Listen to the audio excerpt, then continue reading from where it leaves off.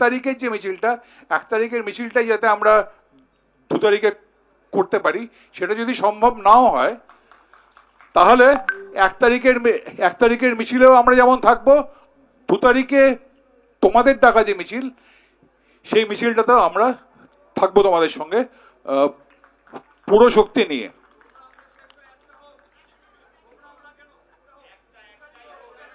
একটাই হওয়া উচিত, একটাই হওয়া উচিত বলে আমি মনে করি, একটাই হওয়া উচিত বলে আমি মনে করি।